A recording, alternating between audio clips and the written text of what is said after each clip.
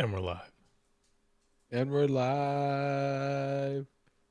How's it going, everybody? How's it going? Brush fans, fan brushes. I screwed that up. Fam- Oh man, what's up, Ray? How's it going? it's going well, man. I just realized I have the stream on and the uh and our audio on, so I was like having Oh, so this you're like doubling it up. yeah, Dublin. Like I was at the event Horizon was happening in my headphones, you know.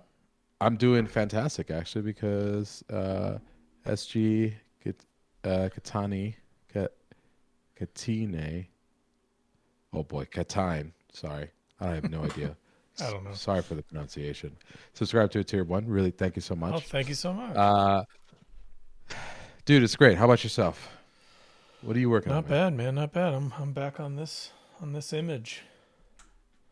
Um, that yeah, I think I'm just gonna keep noodling on this until I can get in the right spot, and then I'll probably maybe by next week I can get it into a state where I can paint on it physically, but we'll see. Sick. We'll see. We'll see.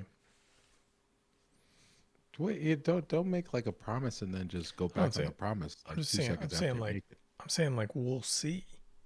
I don't know. Yeah. Okay. You. Well, Dr. Mondo noticed, but you didn't. It's the first time seeing Ray without a beard. You didn't even tell me. We've been talking for Oh man, I didn't even look up there. I hadn't even looked up there because you were out of the frame for look so up. long. Oh my goodness. Yeah, you know. Hey, Oh David man, Peterson is we waiting. got Oh we got man, the the mouse guard guard brigade prevail. coming in. All This is right, why I shaved my beard too. Thank goodness. David won't you even cleaned up for recognize this. me. You look good, man. You look good. Yeah, Why'd you? I mean, what was the what inspired this move? it had to go, man. I don't know. It had to go. I was like conditioning it and stuff and getting into that and I don't know. Yes, It was yeah. So I'm loving but yeah, thank you so all much, these. David. Oh, that's Thanks. awesome. It's so cool. Yeah. Look at all those cool This little is yeah. mice. Oh, that's awesome. So yes, it is me. Uh, just let you know, it's not a stunt double that I hired. It's the action star Ray Bonilla. Yeah, I know. But if I do end up painting horribly today, it is my stunt double. Oh yeah. It's like a Raise spaceball on assignment. scenario. Yeah. So what you got going on? All right, man. Tell me what you got going on. Well, I finished that painting off camera, like I told everyone I wouldn't do. The But I one that will we be use posting that on the for live. Instagram. Yes, we teased it on the Instagram. I will Yeah. be posting the finish on the Livebrush Instagram. So if you haven't followed us on Instagram, please do because you'll see all of our work It's like a little incentive to get him there. to come on over, you know. Well, I mean, I'm just saying, it's an excellent and fast growing Instagram page. So I'm going to be working on another underpainting. This time I got in some. Uh, well, I was going to do a lift out, and then last minute, literally, what was it like 15 minutes before we had to go on? Um, I decided that I didn't want to do a lift out in gouache. So I matte mediumed it, this gouache, and then so it sealed it off, and I'm just gonna paint acrylic on top of it. But I got some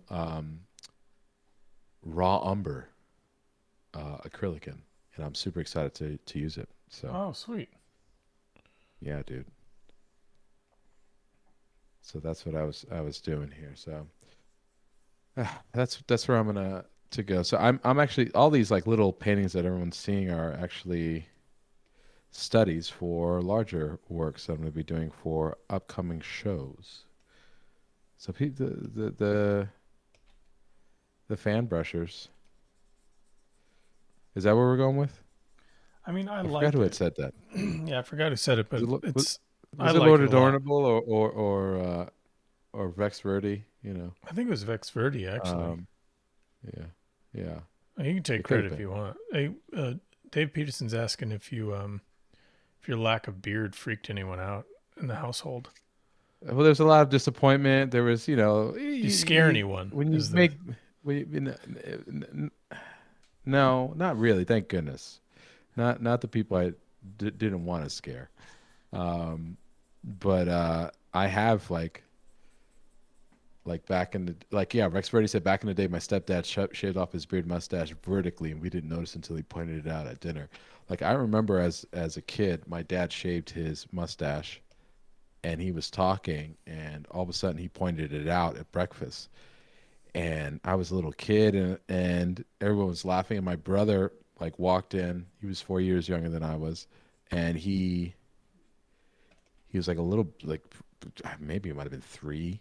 I don't even know. Like, and he saw someone. He saw my dad. And he freaked out and ran away. And I was like, cool. Like I was like, oh, I know it's my dad. But then I was like, it's not him. You know. Uh, so I That's didn't want good, that man. same That's thing to so happen. funny though that he like freaked out and ran. Yeah, he just completely ran away. And It hid. took like a half day to convince him that he was looking at my father. You had to coax him out with But some comics and probably got him to yeah, run. probably, yeah. It's too funny. So,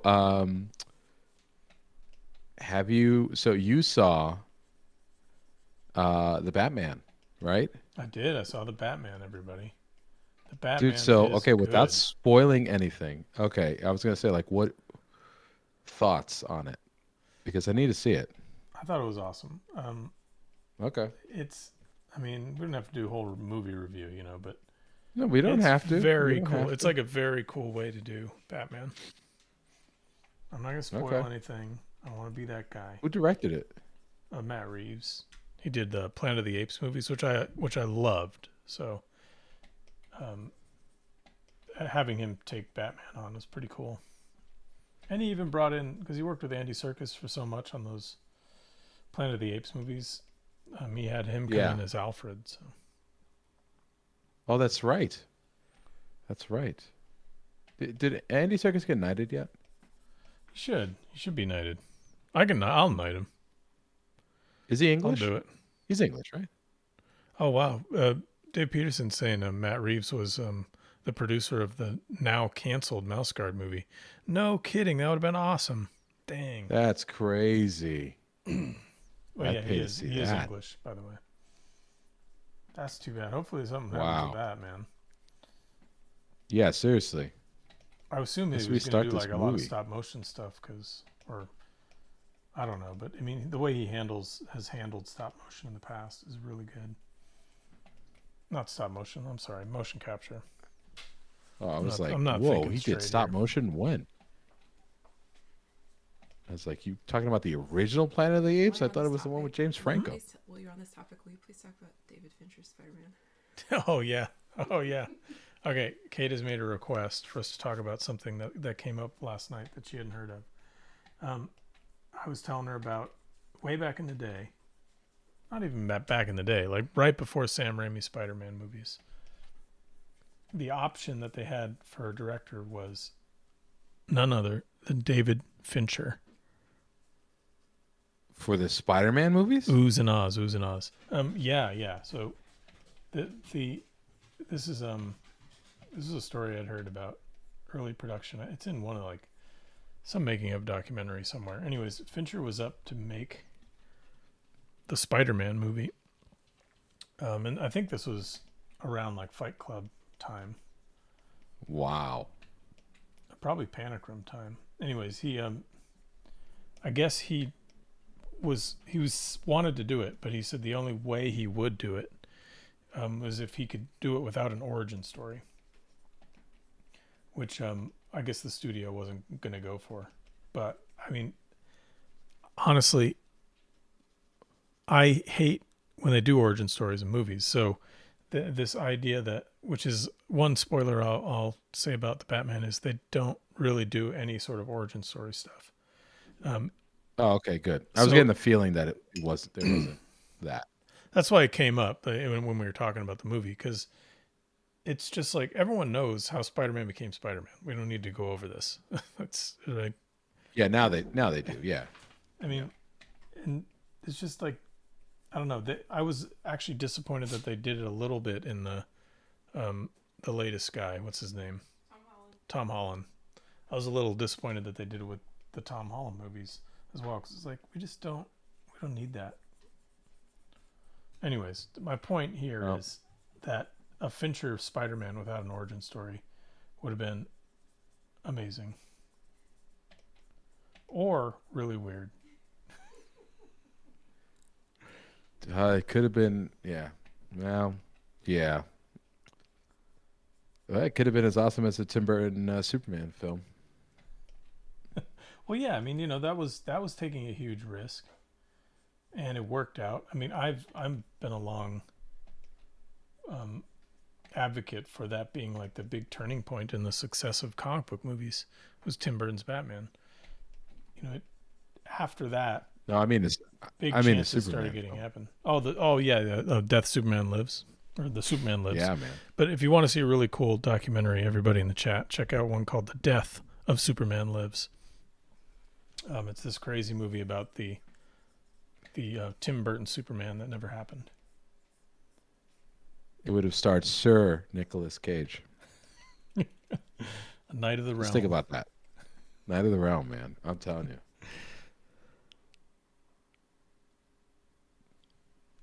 Dude, that's crazy. Oh yeah, Dave, you're right. I mixed that up. They didn't with Tom Holland, but they did with Andrew Garfield. That's right. I was gonna say I wasn't gonna ask you if it was the spoiler from the new Spider-Man movie, which I have yet to I see. haven't seen that one yet either. Because yeah,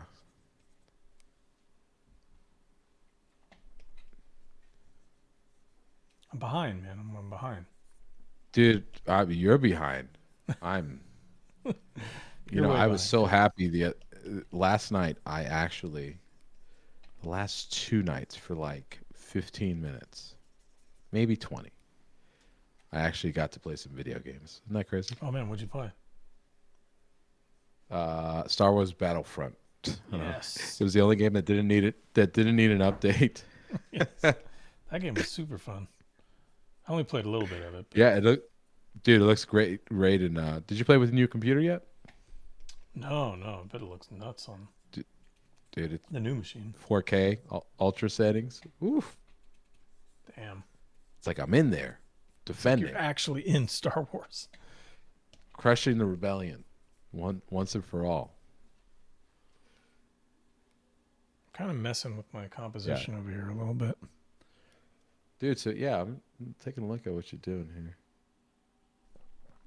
Oh, All right, David. David's gonna go get food. Well, hey, thanks for coming in, man. I appreciate it. dude, David, awesome. You're the best. Awesome, Everyone, check out man. Mouse Thanks so Guard much for. if you're unaware. Yeah, check David, out Mouse Guard.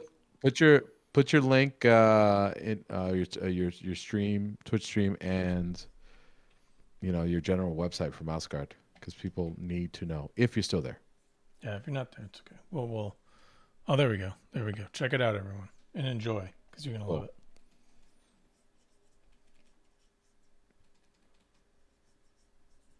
Yeah, you're the best. Yeah. Twitch.tv/David Peters. Yeah, absolutely. We got to figure out how to. If we ever do a show before, Oh yeah, we gotta rate it. We got to rate it back. We gotta rate it back. Yeah. We'll just get David to change the time. Whatever. Just change He'll time. do it for us.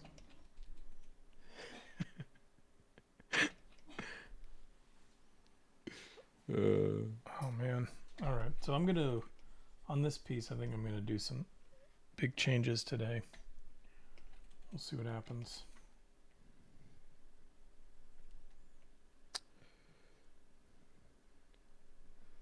So, dude, I've been. We haven't talked really all week.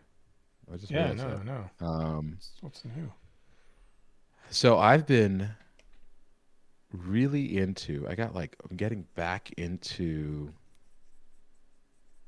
like Dean Cornwell. Like I always loved Dean Cornwell and the Brandywine artists, right? But like, I'm really going back into like really studying them.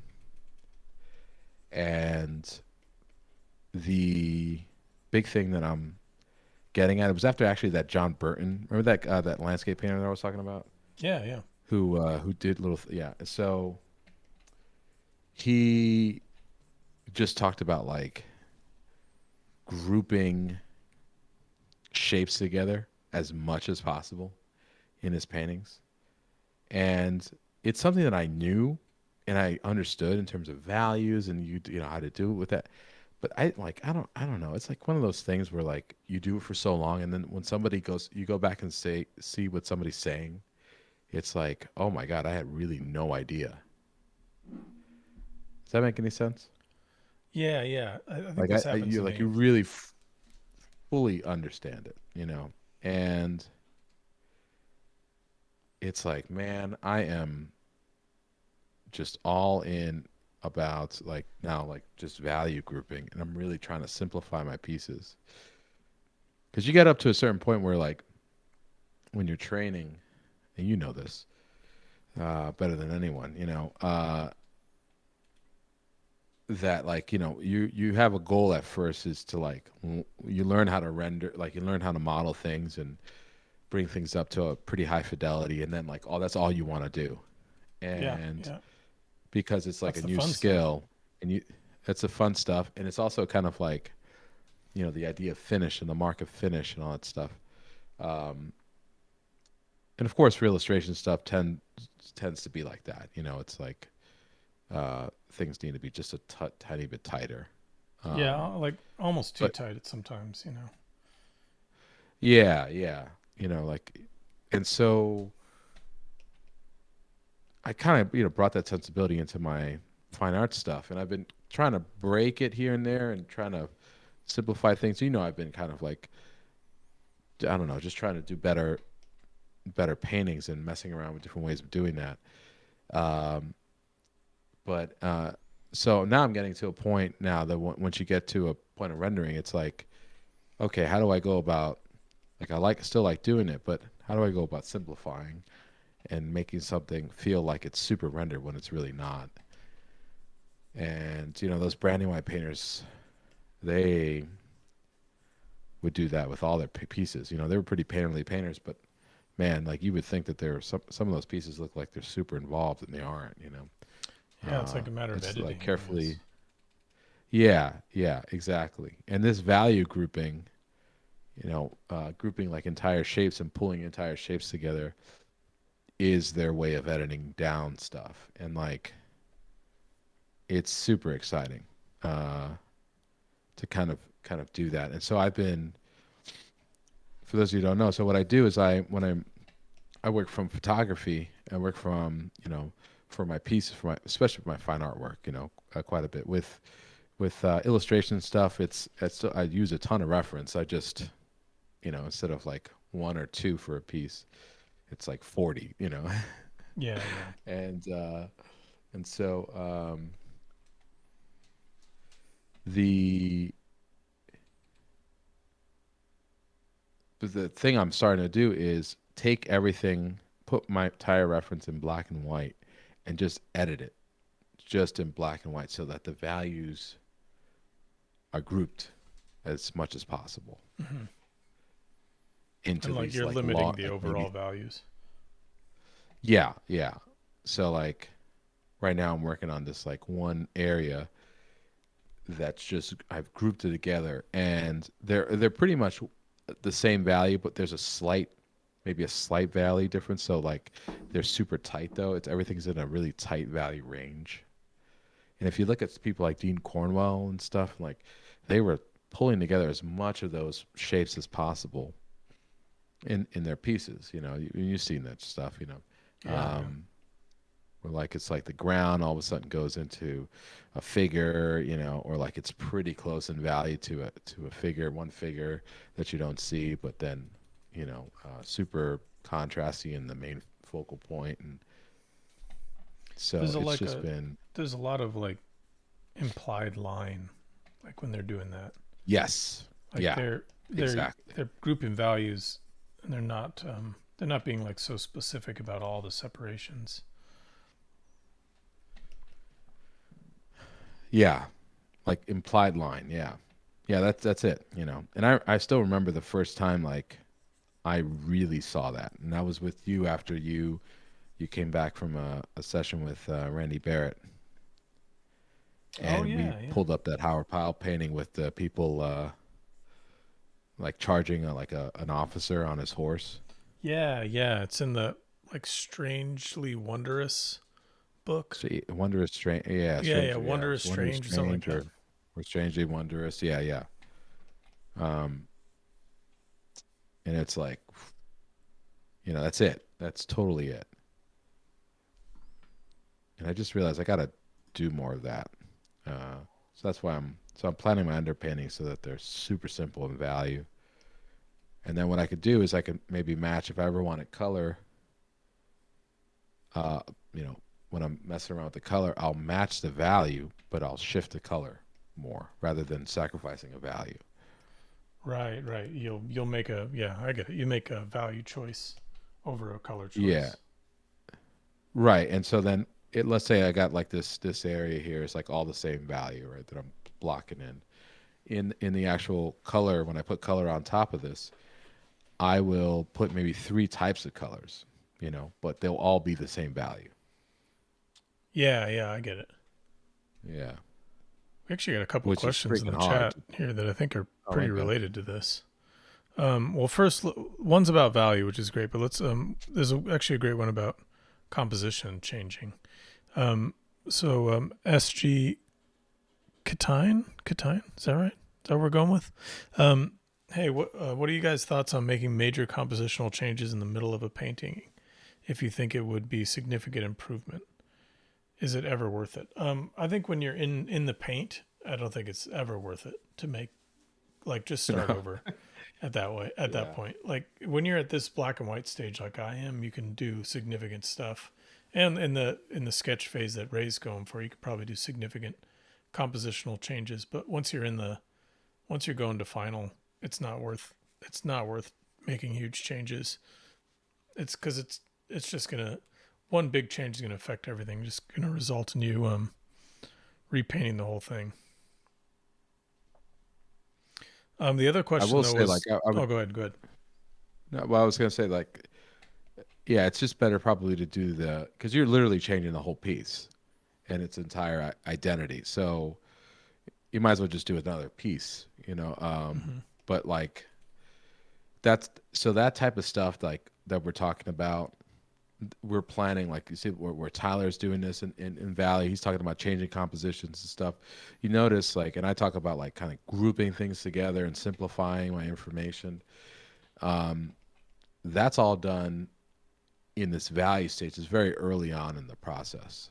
So this is going to be a 30 by 40 painting. And so I don't want to mess around with ideas on the 30 on that scale because it'll take me much longer uh, than a 9 by 12 to try something out. And then also it's 30 by 40. So the last place, I'm just not going to be fearless or try things out. I'm not going to be in the mood to try things out on something that large. And so that's what, and even if it was digital, if it was a final, if you're on paint, it just, and when you're going into colors, so many other things you have to kind of juggle. And by that point, it's just kind of, kind of too late. Yeah, I wouldn't even. I So would it's rarely try probably, it with. I rarely try it with digital in the same way. It's way too much. Way too much work to reshift like that. You can pull it off digitally because you can make so huge sweeping changes digitally, but I still wouldn't attempt it. not on a deadline. No way. If it's Yeah. if it's like a piece like this, or if we're messing around, like with Tyler's, like he could go for a different. At this point, he can go for a different composition if he wanted to, Yeah, because I and can he's cut kind of stuff out. recomposing things. Yeah, exactly. So like he doesn't. He's there's a point in the process that you should do that. You should try things. You should push yourself in. Um, where where that is, it's early on. The best practices is that it's early on, because that's where you're going to be willing to do something like that. So, but you kind of don't know that. You kind of don't. I mean, you're told that. We were told that all the time, but you learn it by actually trying to change a composition when you're in the final. Uh, Yeah, yeah. You learn and through you the grave mistake that it can be really Yeah. So devastating. try it out. Just go ahead and just experience that. I recommend it. I Yeah, do. I think I'm not being facetious it'll give about it. you enough clarity to realize that you don't want to do it. Yeah.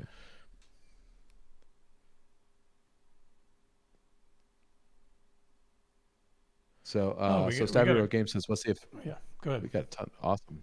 Uh, what's the effective value grouping? Does it help the eye movement of the viewer? Yes. Yeah. It helps with readability and the storytelling aspects of things. And so, like most problems in a picture are, I mean, I would say 95%, to be honest with you, are value problems. And when you group them together, you simplify where you have contrast, which is basically like the jumps between values. And so you really want the highest point of contrast to be, which is the highest jump between values, to be in a place where you want the viewer to look, or what's called the focal point. And so, because it's going to catch the viewer's eye, and so our eyes are drawn to that. Um, so that's why everyone's probably looking at this area right here, this super light light, because it's currently the highest point of contrast. Uh, and I can control that. As an artist, you can control that by moving that highest point of contrast everywhere else. So grouping the values helps you control, where the eye to move. And right now, I'm going to have like this swing, this what you call it, implied line, right?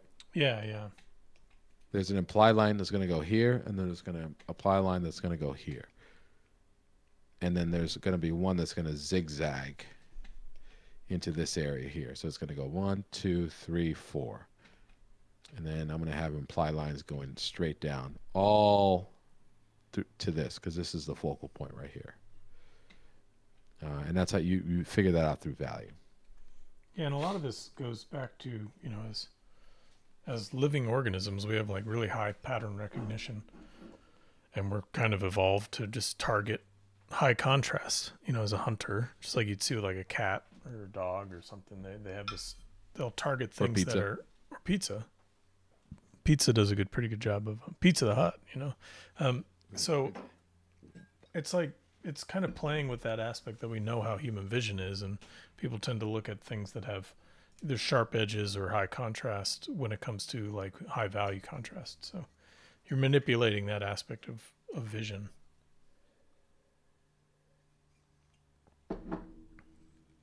Yeah, 100%.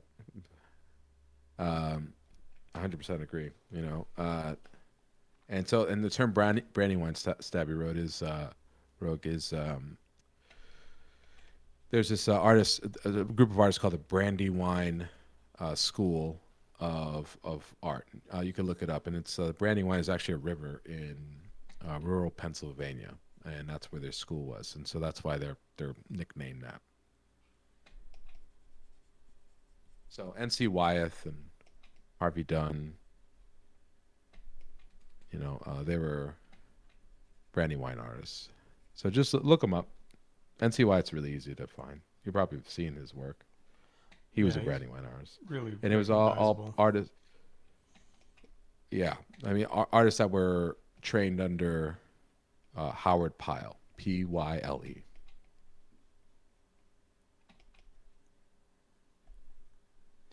Yeah, enjoy And I looking that think up. one of You them, will not be disappointed. and I think Pyle arguably had their work had some of the most significant influence on like concept art and key art, right? I mean, like in terms of illustration, because Yeah, you I'd see say so. nothing but that, You you see it know. in, it's used so much. There's so many illustrators that like go back to their style of forming imagery and their compositional style and color usage. Like you see it all over the place. They kind of set the stage for like the visuals of, I guess, what we would consider cinematic. Yeah, You even see it in movies sometimes. Crazy. People using color palettes from NC Wyeth and stuff. Hell yeah. Pirates of the Caribbean. Yeah, yeah, Use a constant. bunch of Howard Pyle stuff, And you can see it in a little bit in Strussen's painting for what was that one that he did? It was like Cutthroat Island. I think that's what it was called. Cutthroat Island. he did Treasure Island. He might have done Cutthroat Island. Yeah, The yeah. one with Gina Davis. Robinson Crusoe. Oh, I'm sorry. Oh yeah, the Juice Juicin one that was the where the poster was better than the movie. Yeah, yeah. But in many cases, that was Yeah, his curse. yeah. That was a lot of. There was actually a lot of Howard Pyle scenes in that. Yeah, it's funny how it's become like his pirate stuff has just become what we think of as for pirates. Totally.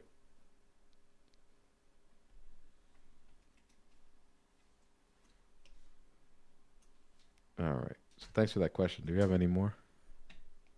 My Oh yeah, let me see. Let me see. I just mixed up this Um, perfect. we got a fun one from Lord Adornable. Could you tell us about your first ever big important commission? I'll probably receive mine next week, and I really don't want to screw it up. Well, congrats on getting a big job. Yeah, they're Hell scary. yeah. They're always very scary, but just do what you've done up to this point, and you'll be great. Don't listen to Tyler. Just tell him don't do it. No, Don't do, yeah, quit now. it's good. No, No. That congrats, Lord yeah, Adorable. congrats. Yeah, want me Dude, to go first what's on this? yours? Yeah, I think yeah. I think the first. Yeah, this is a tough one because I usually say it's like my D&D jobs, but honestly, I think my first real big one was this job I did for Texas Monthly. It was like the first big commission I got out of school, and the job was the magazine was Texas Monthly, and they were doing a article on a Comanche war chief from the late 1800s named Quanah Parker, who was Oh an my God, I forgot about that incredible illustration. individual. If you ever get a chance to look him up, but yeah, that was it. It was that job, and it was like a battle scene. And I had the reason why I kind of I know most of my work has been like D&D stuff, and that's been big in my career, but that one was specifically a huge deal for me because I had to like take everything we'd learned in school and really bring it together. Like I was renting like Civil War era weapons from Yeah, a prop guy in San Rafael, and like yeah. This is photographing like my crazy. brother and his friend Robbie in my living room. And then, I had to get all that stuff together for this crazy basically Western painting with Native Americans on horseback, and it was nuts. That was a heck of a job. What was yours, man? That's awesome. Ooh, I think my first job for the New Yorker, Oh, nice. Yeah, probably. yeah. Um, because that was us taking, like me taking everything we learned and then in school, plus the fact that it had to be done. New Yorker jobs, for those who don't know,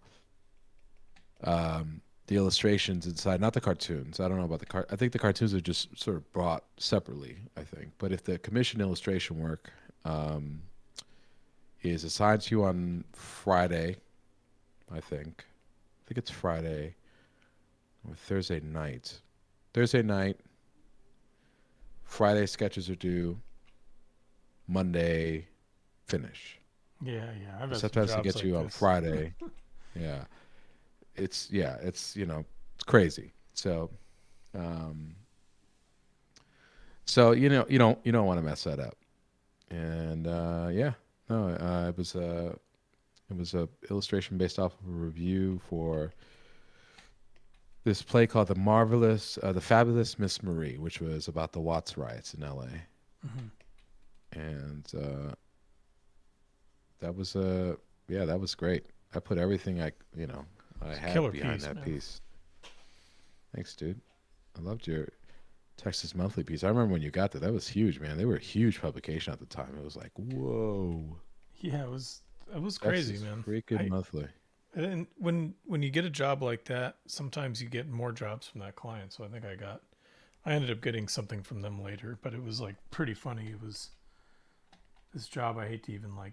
It's not even in my portfolio because it's this, because it was sometimes you have to do weird jobs. Like I did a job for some New York publication where I basically had to repaint a James Montgomery flag painting, the whole Uncle Sam thing. So it's like sometimes you get jobs where that's what they need for the art is basically for you to repaint a painting, and Yeah. it's never exciting work. But the second Texas Monthly job I had was basically repainting a Boris Vallejo's National Lampoon's Vacation poster, Oh, but right. but inserting like Rick Perry, the politician, as like the main character. It was really Forgot strange. about that. But so it goes from like this really exciting job that I got for them, the Quanah Parker piece, to essentially ripping off a living artist's poster.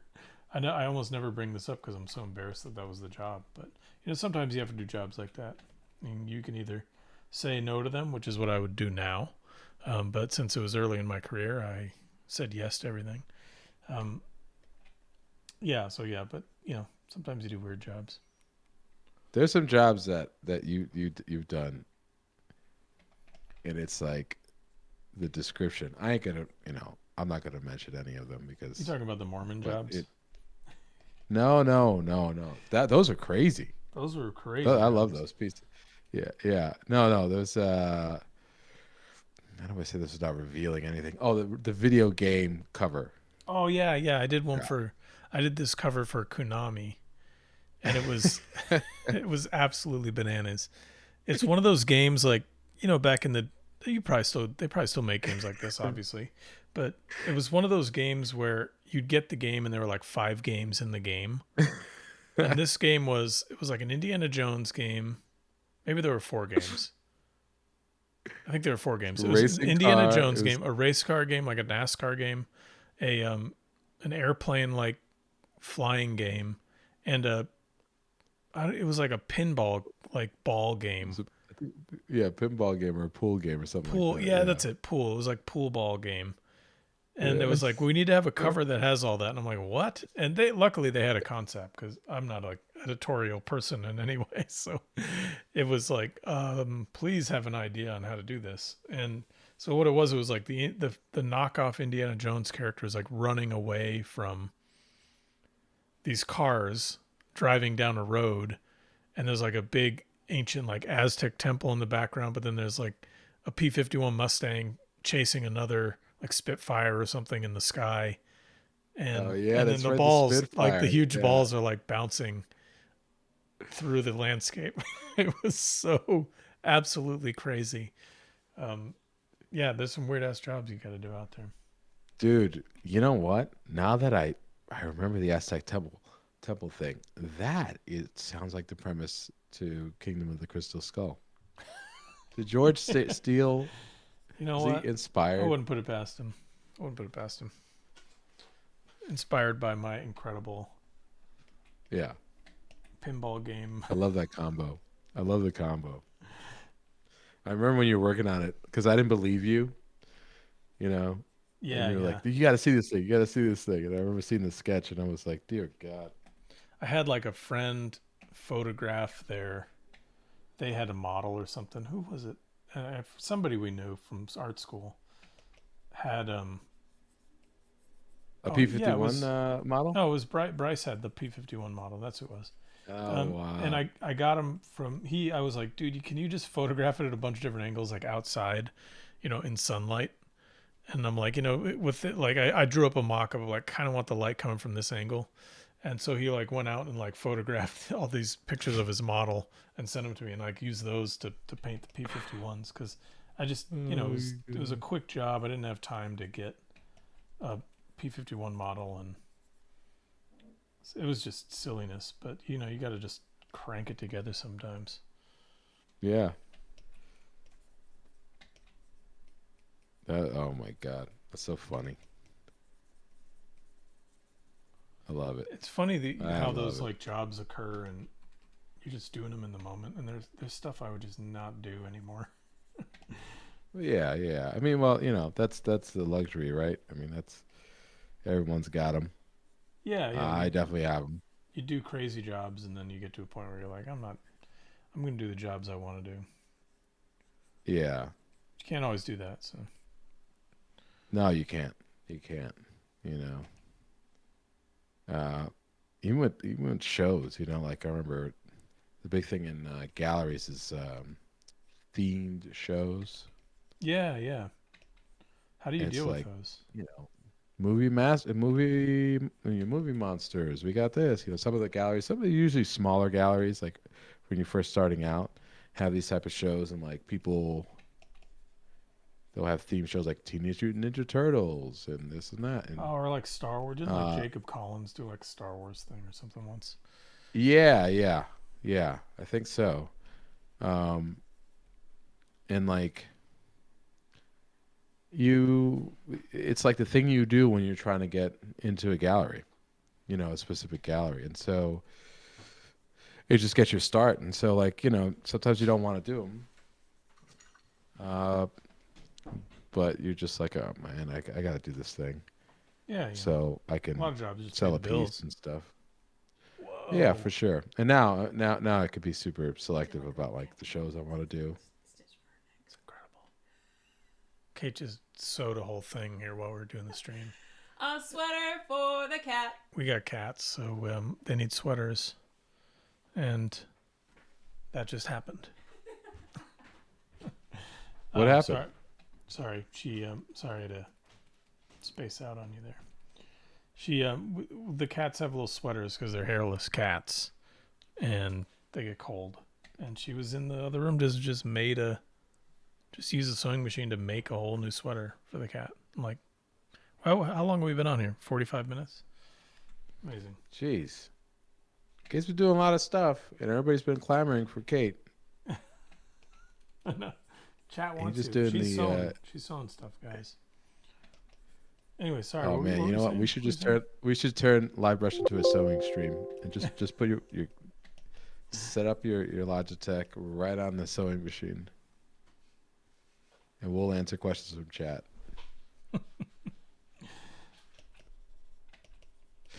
I have no idea what I was saying. About group shows. Yeah, that's right. With themes, you just do them. Have you encountered them yet? Or commissions, private commissions. Yeah. And I've encountered those too. So you got to do what you got to do. yeah, you have people with concepts and stuff, and it's or like my actually I've been pretty lucky with my private commissions, but like there are the theater posters that I did, that those were hard. Some of them were hard because you just you had the different plays, and certain plays had crazy premises, and you had a director that had an idea of how they wanted to do things, and so that's yeah. Yeah, I've experienced that a little bit with not with directors and plays and stuff, but with like self-published sort of stuff, like self-published authors. Yeah. Usually when you're doing a Yeah. book cover, you interface with an art director that kind of has say as to what's going on here. And they tend to advise take advice from the author, but their job is to sell the book.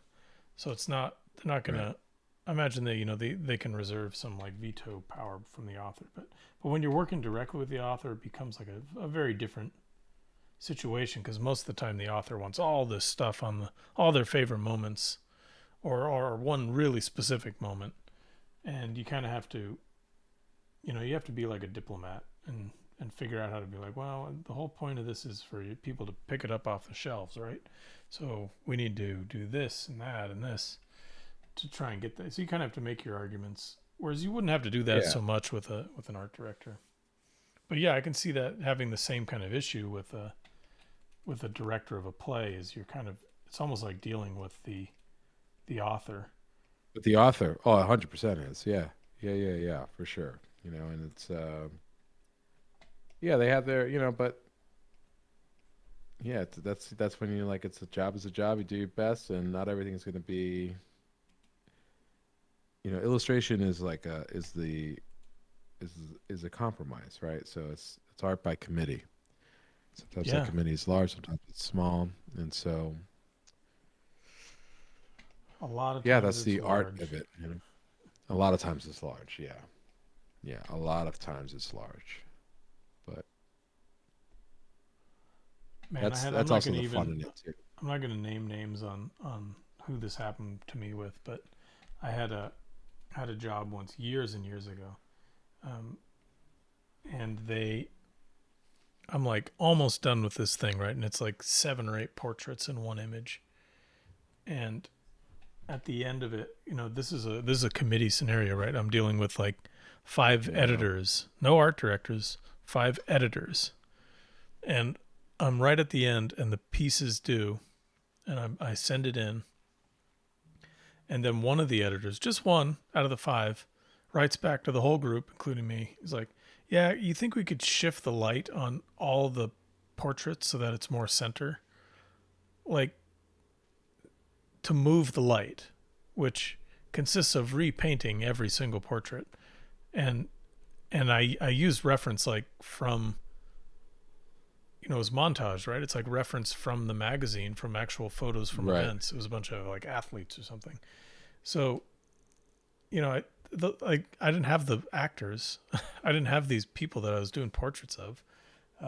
So I just tactfully, in the most diplomatic way possible, like wrote back it to the same group, and I was like, I'd be happy to make these changes, but the only way for this to occur is for me to have all the athletes in my studio so I can photograph them all in the same light. Yeah. And then the editor just didn't. He was just like, okay, we're good. Never mind, we're good to go. It's like, why would this come up at the end? That's the thing, right? It's like you never say no. Just be like, yeah, uh, I'd be more than happy to do this. Like my favorite is like, yep, no problem. I'd be happy to do that. It will cost, X, Y, and Z because Oh we've yeah, yeah, approved this. This is like in your contracts for those of you doing illustration stuff. If you have a contract that you could write, that's not like a standard. If you're working with like a large corporation, you kind of, they yeah. have their contracts already set up. That's work for hire, right? Either sign it or, yeah, it's work for hire. So, but in other ones, where you could draft your own contract on it, which is actually rare and rare when you think about it. Yeah, it is. Um, Most things are getting more and more work for hire, but yeah. And so work for hire is basically, how would you describe work for hire, Tyler? In work for this? hire is sort of a blanket term for what most entertainment companies use, like video games and films and publishing. Not a lot of publishing actually, but more like big properties, big intellectual property scenarios. They do work for hire, and it means that you create work for them, but they own every aspect of it. They own it outright. So it's Right. it's a and most of the time, most work for hires are like, you can't make prints, you can't sell originals, you get nothing. All you get is the commission for doing the work. That's Right. usually what a work for hire is. Sometimes companies are nice and you get a little bit of leeway. You can do a little bit more, but most of the time it's pretty ruthless. And so, throughout the modern history of illustration in the past 30, 40, 50 years, work for hire has been kind of like a dirty word because you get nothing out of it. You don't get royalties. You don't get the right to reuse it. You get nothing. So it's pretty rough, but if it's good, if it's work for like a game company, then there's usually tons of work and it's very steady. So Right. it's sort of a give or take. Like you can have constant work, but you don't get to own any rights to it or do anything with it. Or you can have your own stuff, which you can own all the rights to. And it's sort of, you have to kind of figure out what avenue you'd like to go with. I do a lot of work for hire, and I'm fine with it, because most of the people I do work for hire with are very generous with the way they've set their terms. It's a long answer to a short question. Yeah. Well, yeah, that's Oh, so what we got? Stabby Rogue Games. I would imagine that work for hire pays more up front, hopefully.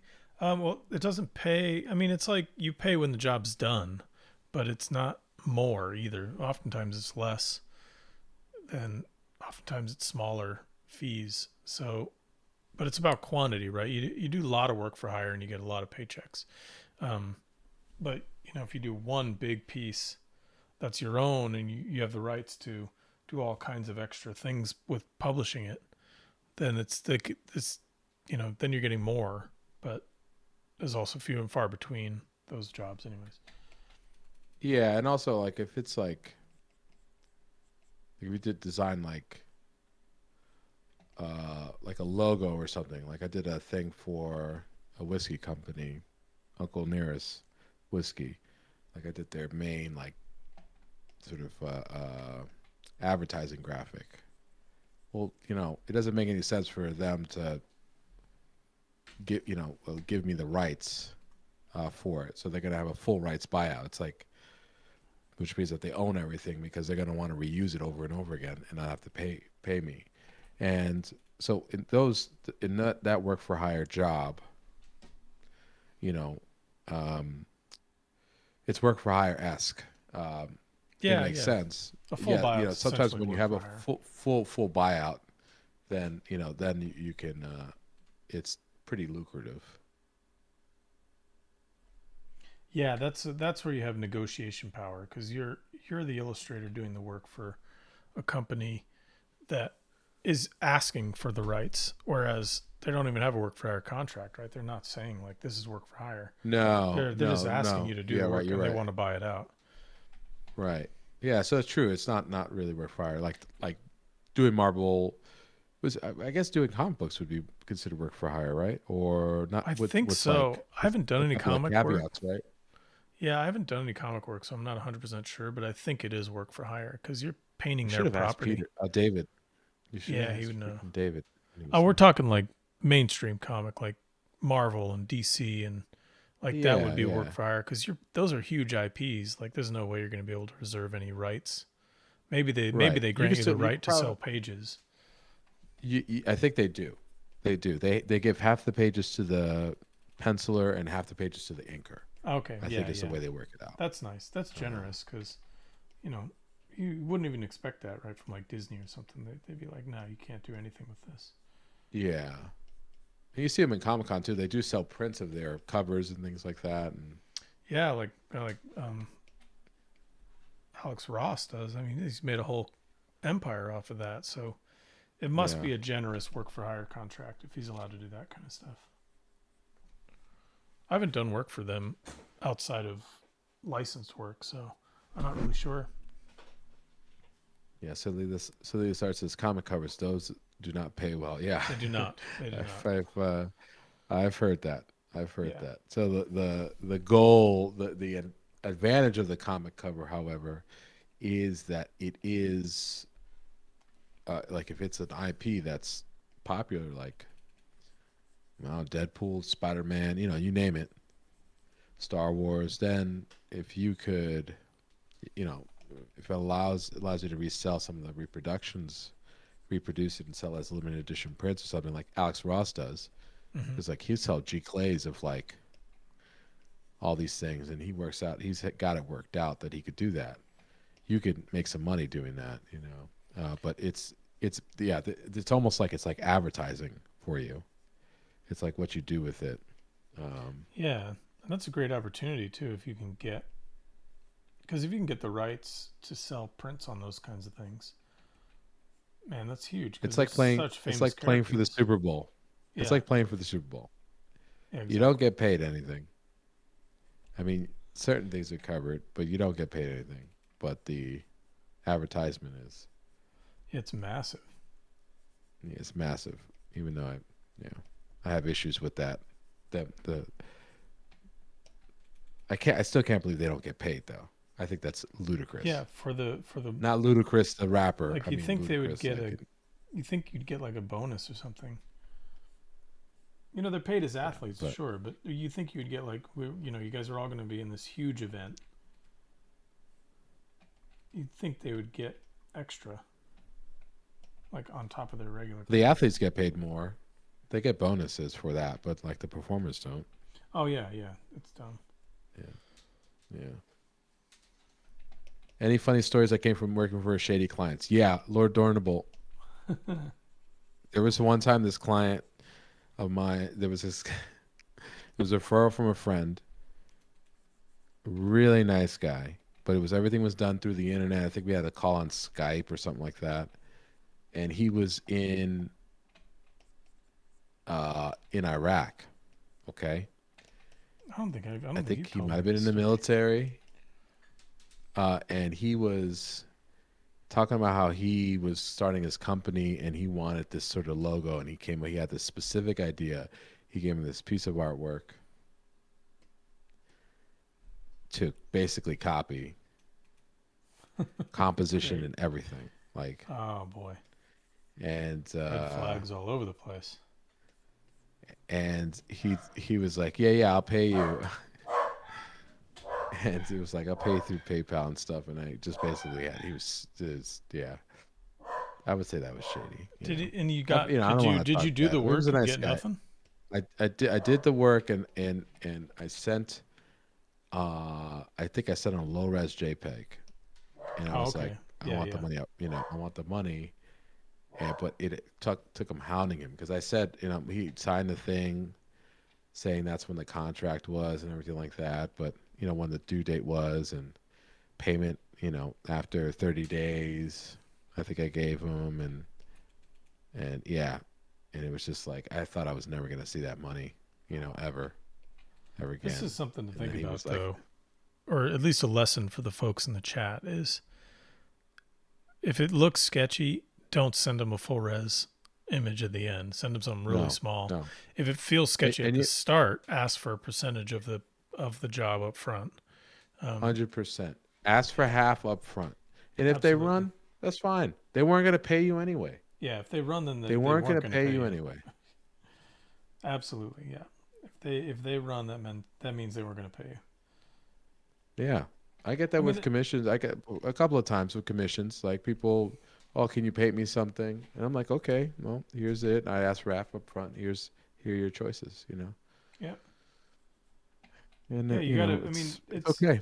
it's a transaction and it's a lot of your time and effort. So I tend to do that if half up front if it's someone that's new and I've never worked with them because I'm not going to Totally. dedicate all this time and energy and have them not pay. Like it's just not worth it.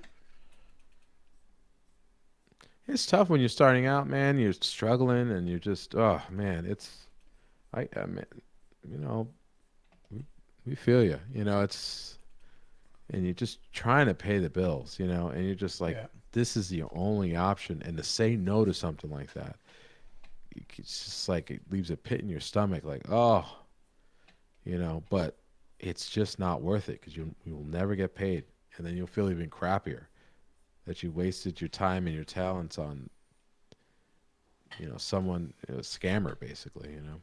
yeah. I did a job years ago for a ad company and they never paid and then they like went out of business. I never got paid. Wow. Never ever got paid. It was like thousands of dollars of work. Jeez. There you go. So it's tough. Like you got to be careful. It's easier Yeah. with a big, you know, if it's Marvel or something, it's way easier because they're like a big company, right? Sorry, the dogs are barking like crazy. Um, but yeah, when it's unknown, if it's like a self publisher or someone you've never even heard of, protect yourself with contract and even if it's a nice contract, just protect yourself with 50% up front so that you can kill it if you need to. Now, we're not giving any financial advice. I just want to say that. I'm just saying, do your research and everything like that. Oh yeah, I But mean, yeah, that's what we do. yeah. I wouldn't say like, I'd just call this like good business practice, right? Yeah, good business practice. Yeah, I just don't want to get in trouble. No, for sure. Just protect yourself with a good, strong contract and walk away if it's weird before you do any Yeah, work. if it's weird, yeah, yeah, for sure. Nothing's worse than working on something and then expecting a And never payout getting and paid. getting nothing. Yeah. Yeah, I did one time. I did like a cover thing, like it was like a an illustration, and it was reputable person and stuff, and we went for it, sent him something, and they loved it, and he was like, I'll show it to my publisher, and then I heard back, it was like, yeah, the publisher passed, and then I just never got paid, and I felt like an idiot because I never talked about money up front, Yeah. and Yeah. that was on me, that was on me, totally on me, and it's like lesson learned, Yeah. talk about These money are up front, they're all and lesson learning scenarios, right? yeah, you know, Well, right. I'd talk about two things up front if we're going to talk about like best practices, right? Um, I I talk about timing, which is like number one for me. Um, I I talk about timing and money first, but I talk about timing first for me because it's all about, is it physically possible to do this? Like, do they want this tomorrow? Well, I can't do it tomorrow because I got stuff on my plate or whatever. So it's all about, schedule is really important to me first. It's far less about what the job's going to pay. So it's only because I have a lot of steady work from Magic, and if I know that's going to come in, so I have to sort of like weigh what I'm going to make time for. But it's a matter of when it's due, and then the money, and those have to all be figured out before I lift a pencil or a stylus. You know, not these stylus. uh,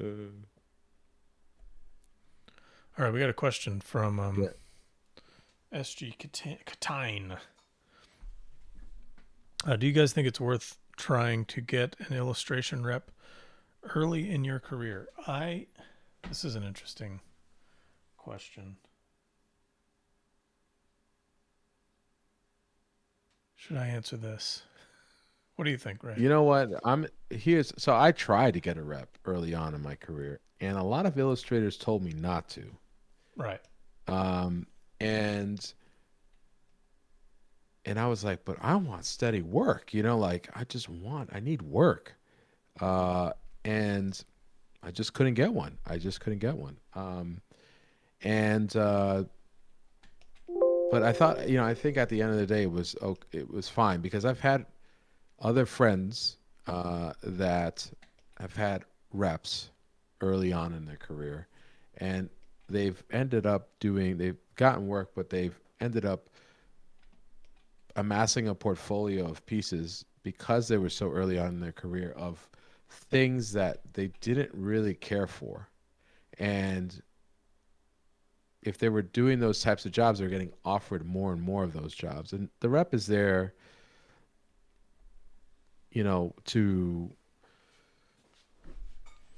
to make money and to make you money and to make them money, right? It is a business. And certain reps, not all reps are like all about the money, but hey, this is what it's about. They're like exactly like gallery owners, they're all different types. Um, and if you get a rep too early on, they tend to kind of direct you on what you should be making. And you're impressionable at that time because you don't want to mess up and everything like that. And that could probably not do great things for yourself because then it becomes, I think, a one-sided relationship. It has the potential of becoming that, where it's like you're basically at the whim of what your rep tells you to do, and you just got to do it. And it's like for that, you could probably just go get a job and have somebody tell you what to do. So you have your rep tell you what to do, and you're getting jobs you don't like, and you got to deal with art directors telling you what to do, and then you're getting more of those types of jobs because it's the only thing that you're doing. So it's just I don't know. It could be a vicious cycle. So I'm happy I never got one. Basically, now totally fine working with a rep. I've got one actually in Chicago that it's just a really easy agreement, and I don't mind saying it's like as long as it has time and the budgets are nice, call me up, you know. And if you ever need see any more work, put together a couple of pieces, that's fine with me. And I've put in a bit on some advertising gigs and whatnot, and it's cool. It's like, all right, if I get it, great. If not, no worries. I'll just do something else. And I think that's the big thing. Like, I'm much more of an independent artist now, and I think that I don't think I would have felt like that if I'd gotten a rep too early on. Mm-hmm. But that's my. I don't know. What do you think? It's a tough call because it's like you have to kind of decide what you want to get out of it. It's harder for me to like say this is exactly what you should do because everyone's working differently. It's about what you want to get out of it.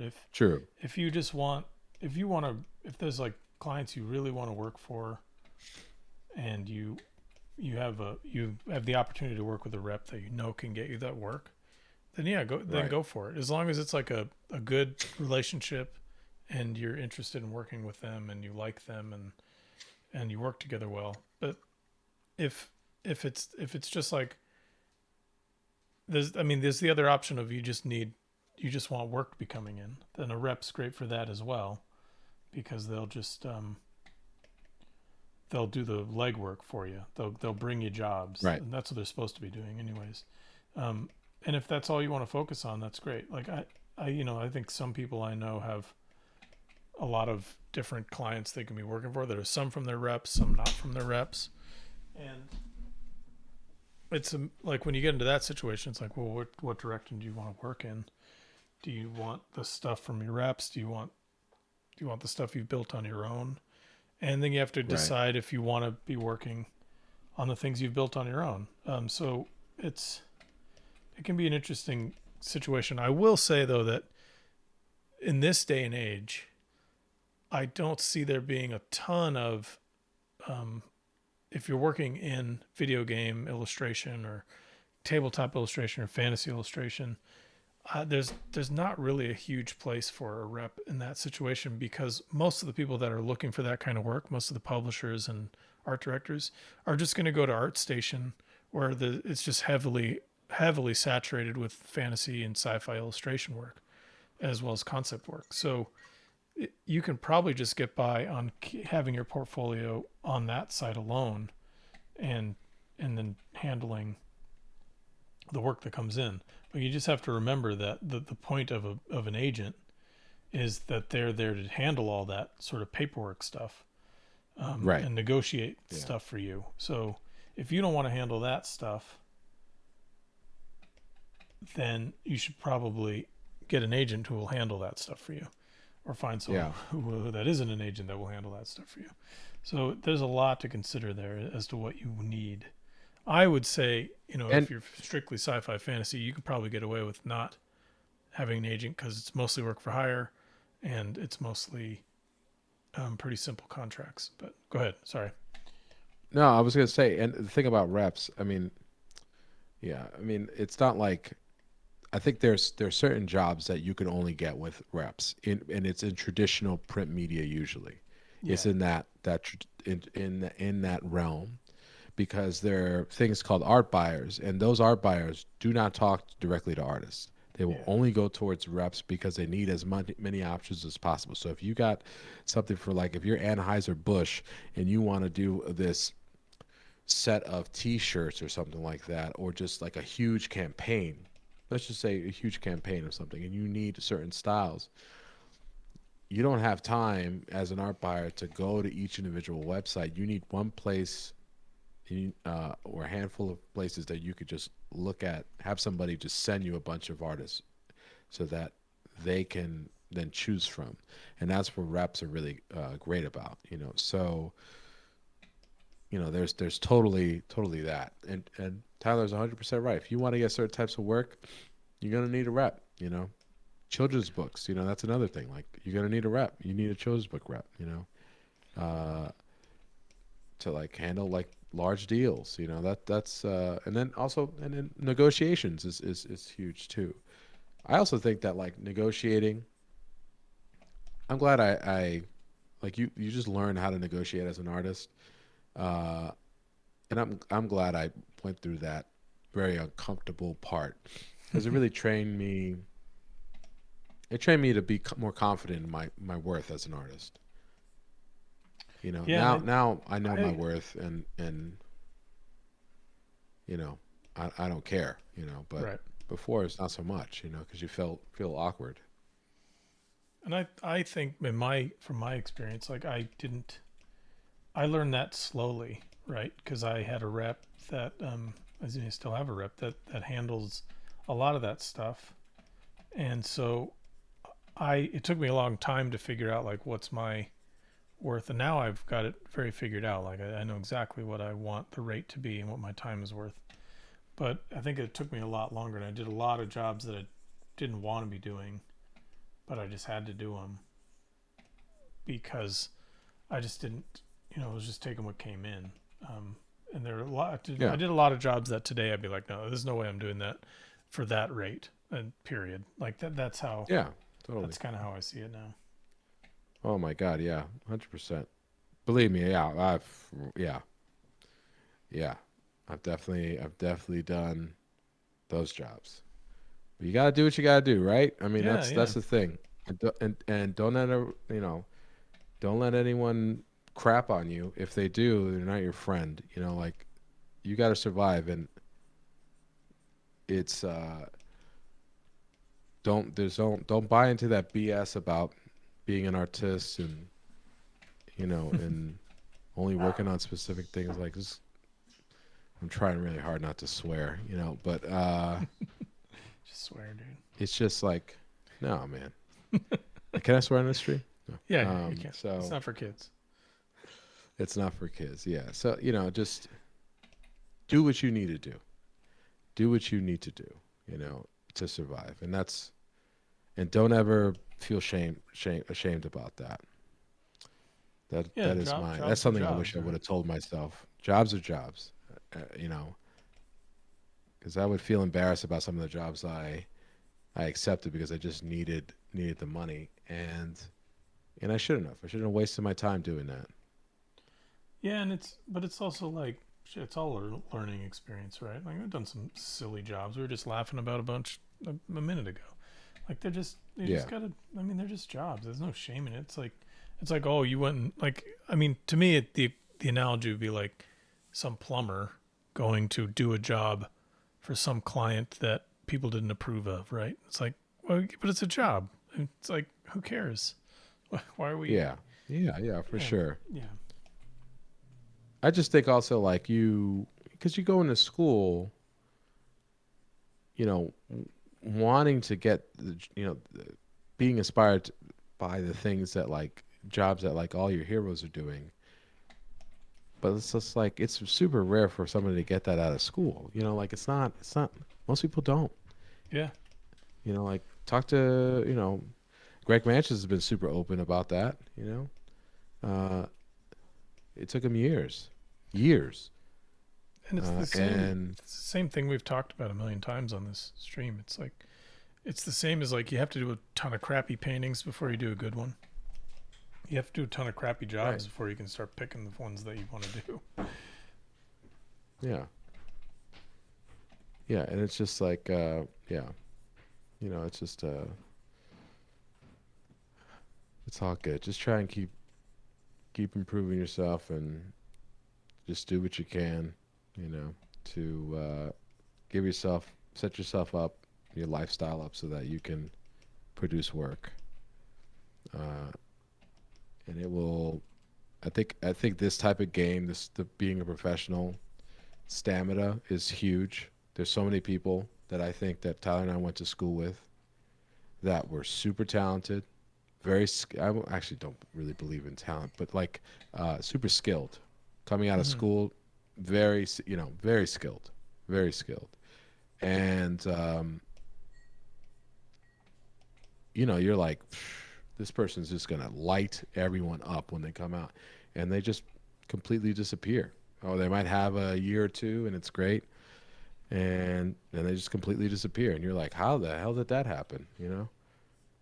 Um, and our Yeah. teachers told us that, but Yeah, they warned us, right? it was, yeah, they totally warned us, But you always think, that's no way. There's no way it's gonna be us. Like you just, I remember Bill telling us that about how he had this guy in his class. It was like the best artist. Everybody knew. It was like this person's it. That's it, no question. And Bill was like walking. He was in like a store, a book cover. Sorry, a bookstore, looking for his book covers for that he had just illustrated. They came out, and across the street he saw a cop that looked exactly like this guy he went to school with. He goes up to the guy and it's him. No kidding. I think I remember this And story he now. was like, "Yeah, you remember that?" And he was like, "What happened? You were like the best artist. You were the one that was going to make it, out of all of us." He's like, "Yeah, I just didn't love it." Yeah, And that's life, That's and that's life, how it It's should like, be wow. too. It's like if you get this far in illustration, it doesn't have to be it, right? There's always a million things you can go do. Oh, totally, totally. And yeah, I remember Bill saying that. Now he was like, he just didn't like the whole business of it, like the hustle and bustle of it, and the I work know, weekends, work nights. He just didn't like that stuff. I And I know. get And it. we were Like, like all pissed off because it's just like, dude, it's like we're broke as hell. It's like we wish we had that yeah, I know, issue as I know. as as students. It's just like, Well, yeah, it's like uh, you're in school and you're like terrified that you're gonna get work if you're gonna get work, and to hear someone be like, "Nah, at least we I just were. didn't do it," and they were really good, Yeah, yeah. At least we were absolutely terrified. Yeah, I mean, the first six Um, months out, I wasn't getting anything, so I was like, what am I? I'm gonna have to go work at a studio, I guess. yeah, yeah. Staburo Game said my brother's an environmental artist for video games, and while he was learning how to art, he was driving dump truck to pay bills. His job hired him because they loved that he knew how dirt worked in real life. So you never know when those weird jobs are gonna pay off. That's great. That's funny. Laura Dorn says, could you elaborate why you don't believe in talent? Um, There's a lot. I'm with I Ray on this too. I've gotten in arguments with my family over this subject. I also agree. I so don't think I really believe in talent. So I think it's I think talent gets, at least in art. I will say that there are. It's you might have a disposition to it, have been I should say, like, exposed to art early on, and have done it early on, and by the time you get to like grade school or something like that, you're a lot further along. But like things like drawing and painting are skills, right? And so the idea of talent, I think the myth of talent is what I don't agree with. Like the idea that people are just born good. Um, and I think it comes, it's a bias on my part because I never was good, as a kid. Like I wasn't the artist of the class.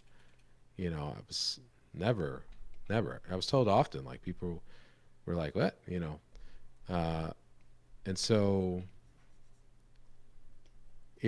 and so I think what happens is that you people confuse a lot of time spent honing a skill with talent. I think the real talent is being interested and wanting to do something so bad that you're willing to spend hours and hours and hours, or a part of your life learning.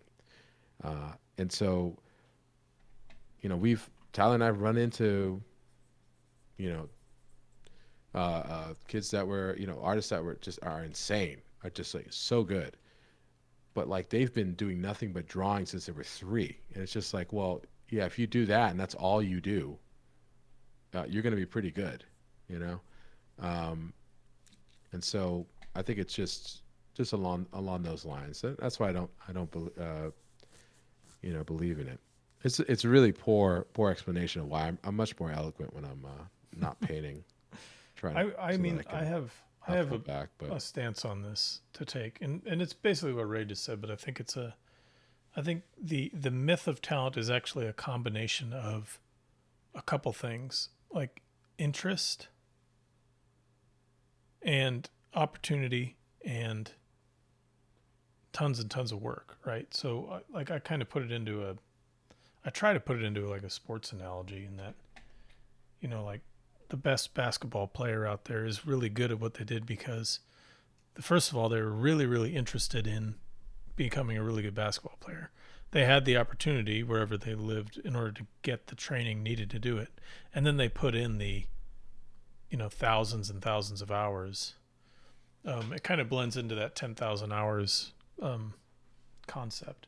But it's it's a big combination of a whole bunch of things. It's not like Ray said, the myth of talent. It's not like, oh, it's that person's just naturally amazing at it and that's why they're so good at it. It's like, well, yeah, but yeah, they could have been missing a whole bunch of the aspects and never become a professional at it, right? Like they could have never had the opportunity. They could have never had the interest. Like I don't know if I'm a really good violin player. I've never had the interest. So it's a big combo of that. I don't think it's this like natural magical ability. I think it's far more complicated. believe me, I wish it was. Would have saved me a lot of uh, heartache and time away from doing things. My friends, family and stuff. I mean, you sacrifice a ton, and so I think when the word talent comes in, I think it really cheapens it. That's why I think it's like Tyler and I get irked a little bit by that idea, because it's just like I wish I was just born with this thing. I have to work. I work so many hours, like Yeah. we don't work normal hours, and we love what we do, but also it's a ton of work, and so it's like I better be good, if I'm putting in this much time. Well, when you said like Um, it cheapens it, I think that's a really important thing to point out. Like it does. This idea that this may not be what people think. Like we're just I don't know straw manning, I guess, in a little bit. To say that if someone says you're talented, they think it's easy. Uh, they may yeah, not, yeah, but yeah, yeah. there are people No, that no, do. yeah, yeah. There are people that do though, Yeah. and to those people, I'm saying that that thinking it comes easy is the cheapening aspect, right? Like it's like we can just do this painting really quick. It's no big deal. It won't take that long. Like well that's not the case. Even if I am good at it, or even if I was naturally good at it, it's still work. Um, that's the cheapening aspect of it, and that Yeah. um, and I don't know, man. I've. It sounds harsh to say, but I really do think it's interest. Like if someone really wanted to become good at something, they would they would have that obsession to do it, right? I a Um, 1,000% agree about and that. And I think if they that aren't that's there, then haven't had the obsession level that they needed to get there. right. Right. I think that's it. That's it is yeah, I'm not when somebody tells me that I'm talented, it's cool. It's like I know they're trying to be complimentary, and you know, I'm not going to like I don't want everybody to think that I'm going to just jump down their throats and start yelling at them and saying thanks for cheapening what I do. No. I'm like uh it's not that. It's the people that I've had people say you're so talented. It's like I just think that it's just a God-given talent or like something that you're born with. It's just a natural thing. And it's like, I'm a prime example that if that were the case, I wouldn't be an artist. I literally wouldn't be an artist. Yeah. Like I mean, it's just it is it. I mean, you have people like I had people tell me, I had family members come up to me and be like, I can't believe you became an artist. I used to watch you draw and be like, that guy's never going where. And I've had teachers come up Yeah, to man. me I was saying in and art say the school, I same was like, thing. this guy's never going anywhere. Jesus. Yeah, seriously, right? I'm Teachers would be joking. like, yeah, I used to look at you. I used to look at you. And I remember this one teacher came up to me and she was like, you know what, Ray?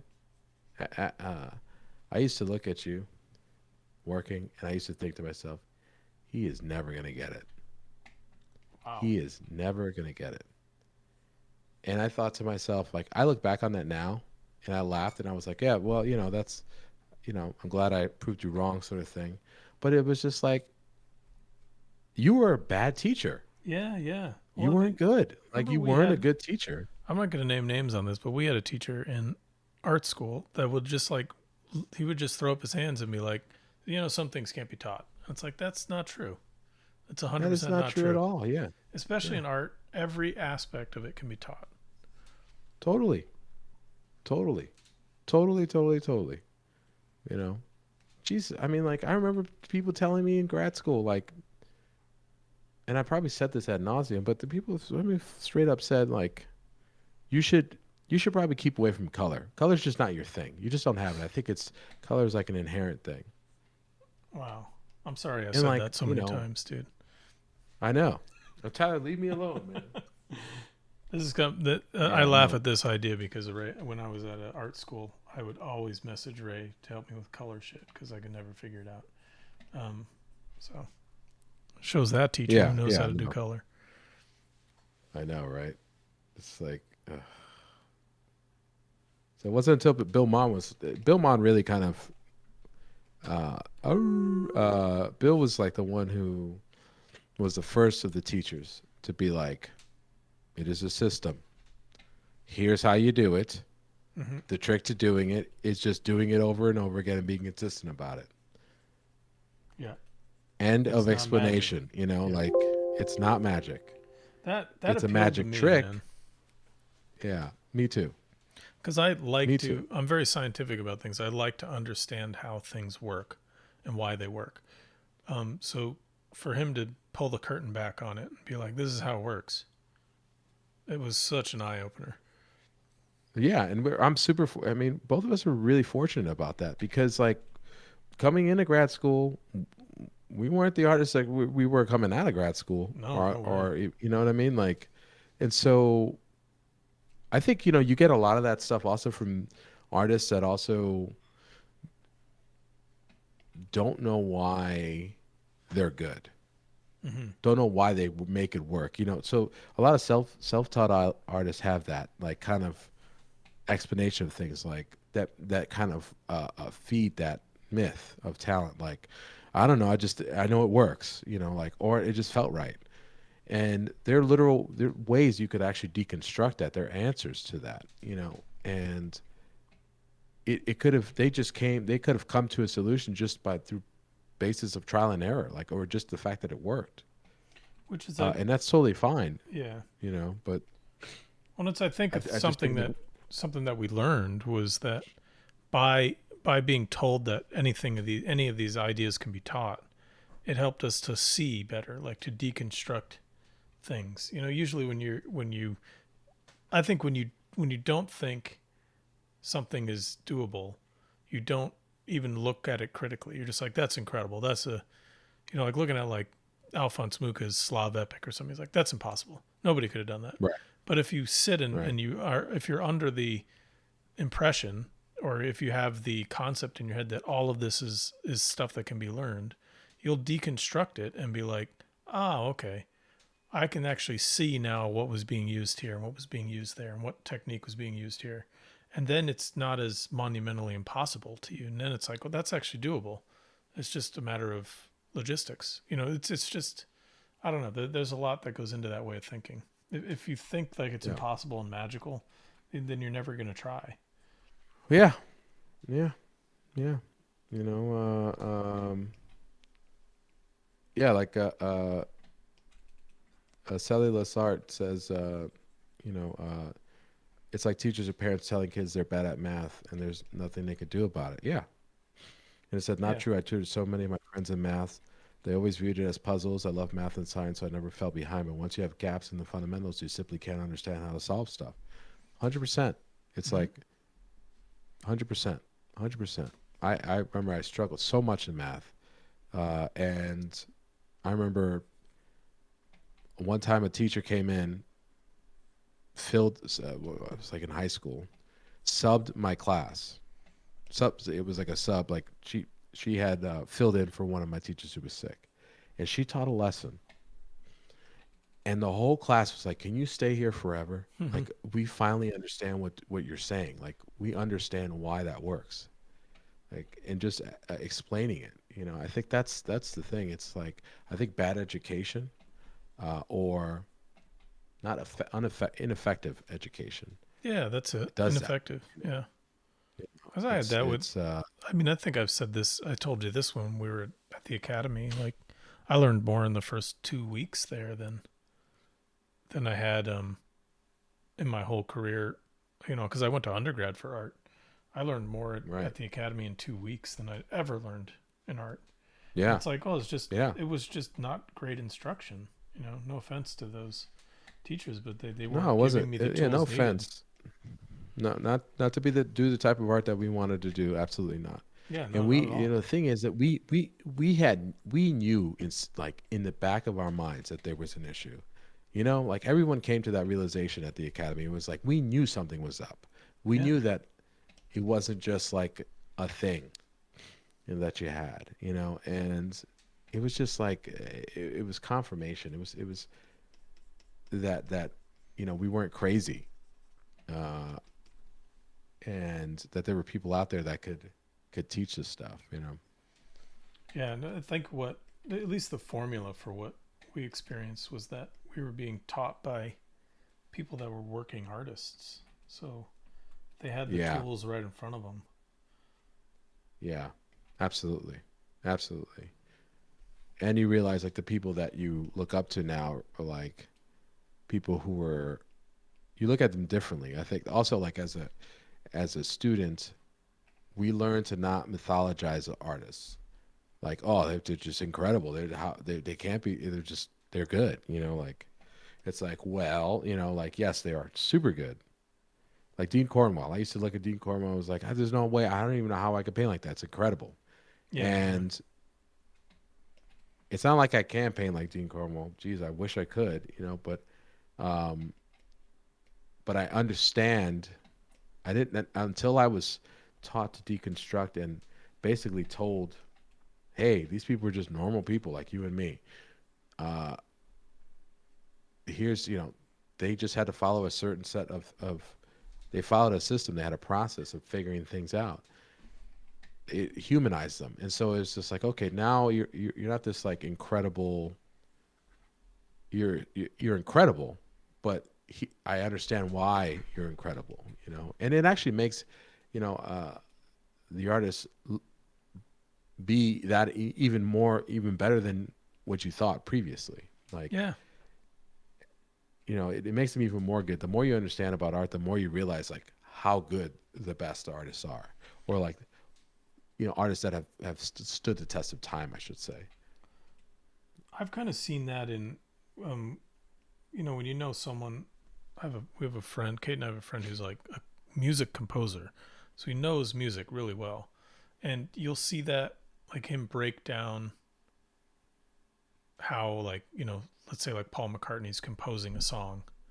And you see that, like, oh, okay, I see how his method. And when you really appreciate, like if Ray and I like really appreciate Leindegger, Dean Cornwell, or Tom Lovell, us understanding what they're doing makes you even appreciate them even more. It's like Ray just said, like it makes them more human. But it's this, like, seeing how they work adds more amazingness to them, because it's like, oh, they're brilliant in that they use this technique with that technique. Just like with music, it's like, oh, they're using these musical phrases with this sort of style of music, and they're combining the two, and that's the brilliance Yeah, that comes out. The more you can see, the more you've trained yourself to see, the even like the better the great artists become. Like they become even better because you're seeing how they're doing it. Absolutely. Absolutely. Couldn't agree more. And I think that's like it goes back to what I was saying about, going back and restudying Dean Cornwell. Like there's a painting he did with three shapes. You could break down his painting in three shapes. Yeah. And you're thinking like that's three effing shapes. He managed to break that thing down in. Like what the hell? Like That's are you crazy. Yeah. kidding me? Like it's nuts, so but I understand how he did it, it's just like okay, well, hopefully I can pull that off like in my piece, but at least you have that, and that's how you learn. Like as an artist, you have to learn how to train yourself, you know, and grow as an artist because the stuff that we Tyler and I learned a lot in grad school, but I think that we learned the greatest thing we learned was how to train ourselves to be better. And now what I know in grad school, is I mean what I know outside, what I've learned outside of grad school probably supplants what I know in what I was learned in grad school, Yeah. Yeah. or For what I sure. picked up in grad school, I should say, because I'm sure the stuff was said, but I just wasn't ready to hear it. Yeah, Um, exactly. There's so many things that we like probably learned in classes that didn't make any sense. We had no idea how to implement them. And then you have those aha moments years later where you're like, oh, that's what the hell they yeah, were talking about. it's like, oh, it's the furry end of the brush that I gotta use. Damn Yeah. it. Not the back end. The back end wasn't doing anything. I get it now. I get it now. Yeah, it's oof, you know. Yeah, Vex Verdi quote: "This is the way I teach. If you can't learn from me, you have the problem." Yeah. Unquote. That's, Bad teachers everyone. Yeah, yeah, yeah. It's like yeah, couldn't have said I it steal better. a line from Sterling Hunley in a teaching line that when I tell students this is I tell students and I encourage them to ask me questions and I say I love questions and I says if you don't understand something that's my fault, that's not your fault, so I just haven't explained it in a way that you would understand it, so I'm going to figure out how to way to do that, you know Hmm. and saying that invites them to ask more questions. Of course, like it's a two-way street, and like you gotta meet the teacher halfway. I mean, if you're just gonna sit there and not do anything, Yeah, and then say you you ain't don't gonna learn understand anything, it no matter isn't how isn't helpful. yeah, it's it doesn't help. That But didn't work. but that's the hard thing, right? I mean, at least when it comes to teaching, like a really really hard aspect of it is the fact that it can be really hard to explain some concepts. So that's why you get like, like the Carl Sagans or whatever of the world that were just really good at breaking down really hard to explain concepts. Um, Yeah, and that becomes a big challenge, right? And it's probably why some teachers are bad and some teachers are good, is because sometimes concepts are really hard to describe and they just don't have the skills to do it. yeah. Or they just don't understand it themselves. Like they've Yeah, never. The yeah. thing with art is like there's an execution end to it that is required to actually understand something. So you can't teach. You can't say know you understand. There's a difference between understanding color and knowing how to implement it in your work, Hmm. because what we're true understanding is being able to implement it in your work. That's the end goal for all of this stuff, the same thing with drawing, same thing with painting and so on and so forth, so it's I think that's where I think somebody like Carl Sagan, I always wonder with like those types of people if they were the type of a person that had to be able to explain it to themselves in that way before they could understand it. Yeah, And that's what yeah. makes them a really good teacher because they've had to literally break it down to just this perfectly digestible uh, idea, or explanation. And so instead of like it just okay, people just kind of getting it, uh, I think that's the case, at least with Carl Sagan, is that he had to do it. So he was an astronomer or whatever, and he was a physicist. he's more of a cosmologist, whatever. But he had to do that stuff, and in doing so, it's just like you were saying with color, like in execution. In doing so, he was able to repackage it into concepts that people could better understand. Right. And this kind of comes back to, like, I think you and I have talked about this a lot, where if we do a demo or we show someone how to do something, we understand our own process better. In that act of doing it, Right. of explaining it to somebody. Oh yeah, absolutely, absolutely. I've learned. That's why I've learned so much. Teaching's made me a better artist because I've had to really explain why I would do something or deconstruct something and implement that idea. Right. Um, so it's yeah, it's all good stuff. Well, shit, we went down a rabbit hole, huh? What a good one. I Just mean, that was talking. a great line of. Yeah. I mean, We should we start covered a talking about the lot. Batman movie more often. Yeah, exactly. I think that was good because we got to kind of cover like what talent was and how you teach people, and yeah, I don't know. There was a lot going on there. That was loaded with led into with a really great question. So great stuff. Yeah. So, any more movie questions? So we end up talking about Yeah, more yeah. art stuff, right? But damn, man, yeah. Whenever anyone out there, everyone out there, whenever you get a chance, check out the Batman. Very cool stuff.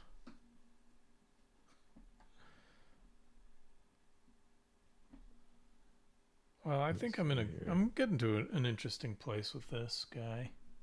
Dude, it's looking good. I just looked at the screen there, man. Thank you. Thank you.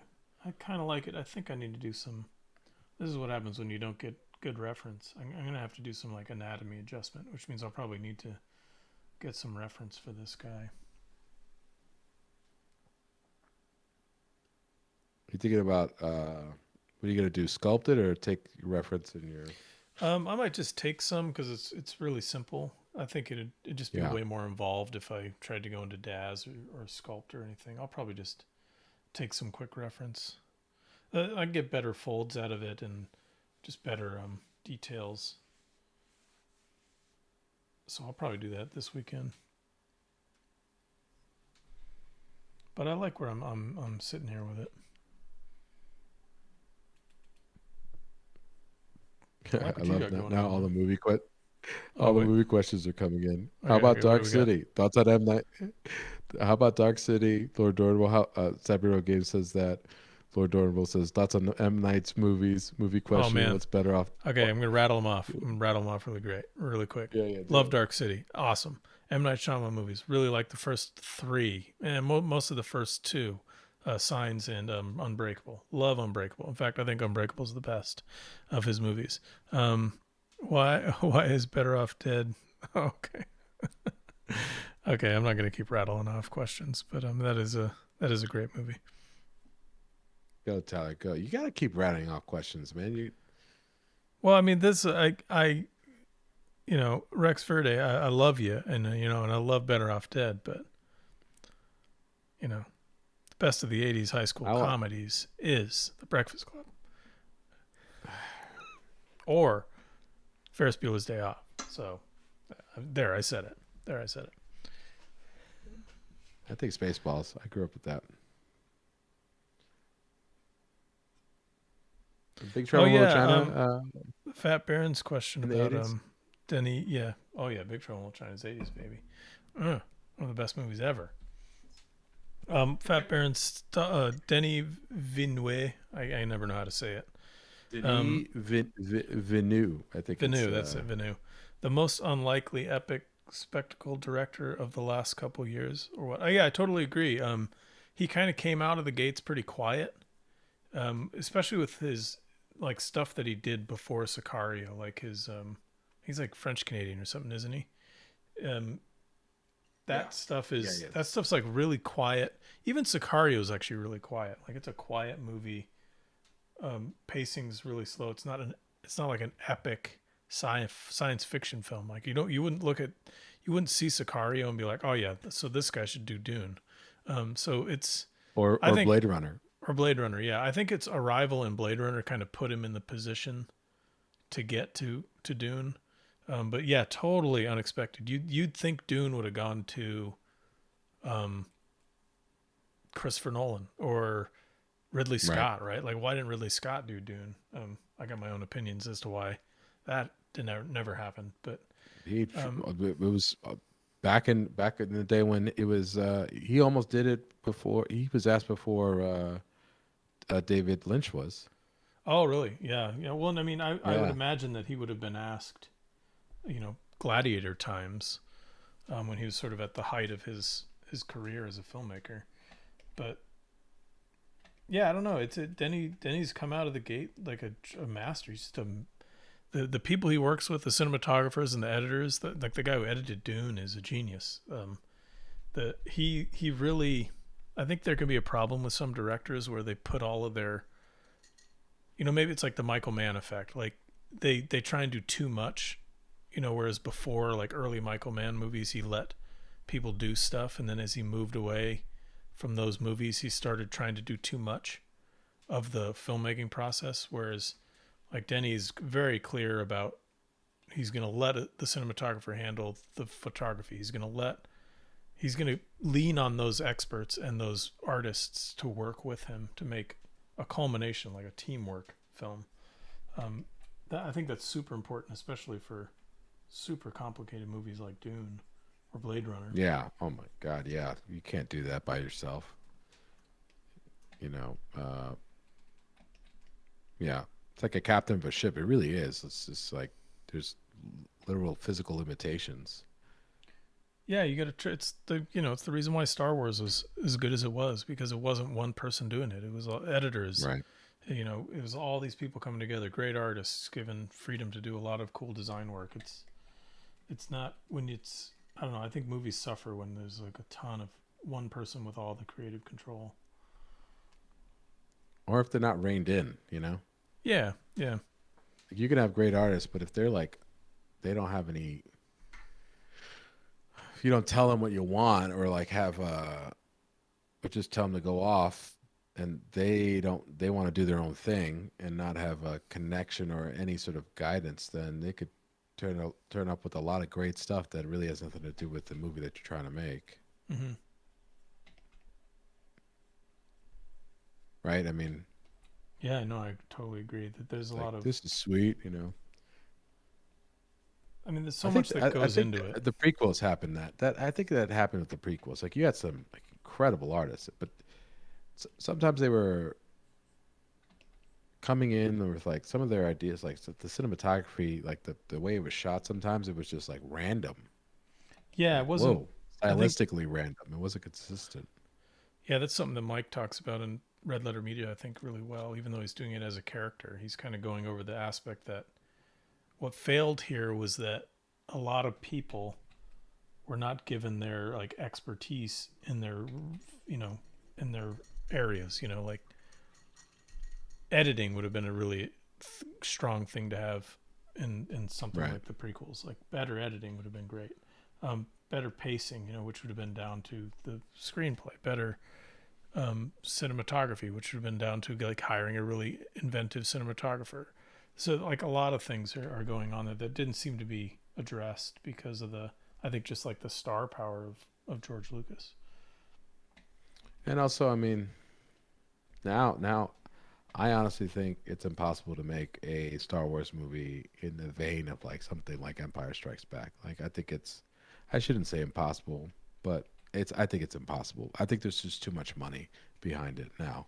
Like you're not gonna the people that,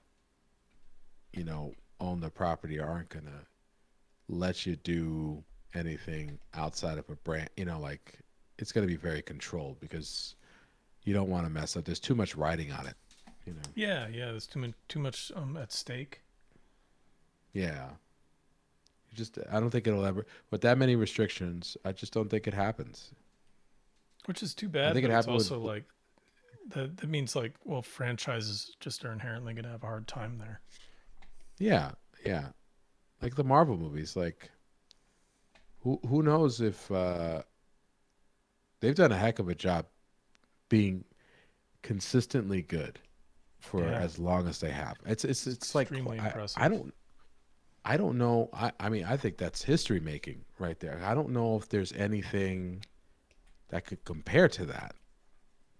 I agree with you. I think they made history there because they did something that no studios ever tried to do, and that's to make like 20 plus movies that all culminate into like, I mean, if we're specifically talking about like the Avengers Endgame and Infinity War, it's like the first whatever 18, 19 movies before that are the first movie, and then Infinity Right. War is the second movie, and then the Endgame is the third movie, or acts, right? So the first 20 odd films are the first act, and then Infinity War is the second act, and then Endgame's the third act. That's unprecedented. No one's ever tried to pull that off with movies. That's just really impressive, and it's And they such started high as an quality. independent studio, right?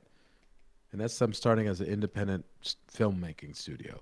Like, Yeah, it's just it just boggles my mind, you know. Uh, I just don't think you know, they got a lot of great artists, and I think the best thing they did was go TV because you could play, I think, a little bit more like that. I mean, look at the Mandalorian. Who the hell thought that was going to be good? I didn't when I first saw it. I was yeah, like, and no way. it's been a Like when I surprising saw the success. trailers or the premise, I should say. But yeah, it was just like I think people were kind of left alone to a certain extent, you know, and they just did some with the budget. I'm sure the budget was, you know, the budget it made it. I'm sure it cost half as much as it looked because it was they learned how to cut corners in a way that was Oh yeah, you have to. so tasteful, you know, or like just that huge like Unreal Engine projection screen that went. Yeah, It's like the volume, I think it's called. You know, like, that was pretty cool. dude, I mean, you kidding me? You know, but we got a You six got to, minute warning. Oh yeah, yeah. 6 minute Yeah, warning. just letting you know. Let's see. Nick DeLuca. I believe you're forgetting the interconnected world of the original monster movies. Oh, like you're talking about like the Universal, um, like Frankenstein and Wolfman and Dracula and stuff. I don't believe Like all of them were. I I don't know think how. And I mean, I they remember the movies. I know that their universe was connected, but that's I wouldn't say it was on the same scale. It's close, but I wouldn't say it's on the same scale. Unless you're talking like, are we trying to include like the Hammer horror movies with Christopher Lee and stuff? I mean, I don't know how close those were. Those were kind of going off the rails sometimes. or how good they were. I mean, like they're They were all schlocky. right. Yeah, they're schlocky. Yeah, Ain't but nothing yeah, no, wrong with that. they were trying to make a big thing, but just they didn't do it on the scale I think that Marvel just pulled off, Yeah. and the Man, consistent how quality many too. years? Jeez. How many 20 years? Oh, for Marvel? No, it can't be 20 years, right? No, it was 2008 What was the the first time. It was Iron Man. That was the beginning. what year is it now? So 14 So years? it's 2050, I think. 2055. 2050, right? 2022. So 14 years. I mean, like, I saw the one movie that I was like, not great. There's only was the Eternals. Oh yeah, I didn't. I That mean, was like the yeah, yeah. I mean, I thought it looked cool, but I wasn't in love with the yeah. story And or the character development or anything. but you know what I saw after that? I thought after that, I'm like, hey man, at some point there's gonna be cracks in this, like in this beautiful, like this perfect patina.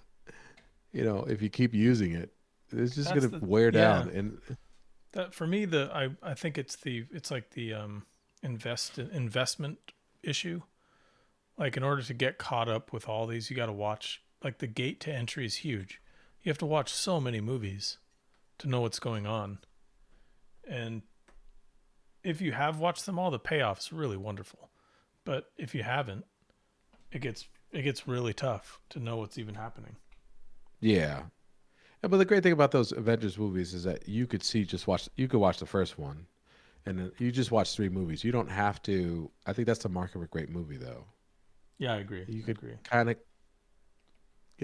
bring people up to speed, and then, It's got to stand alone. um, yeah, you're good. Yeah, it was, yeah.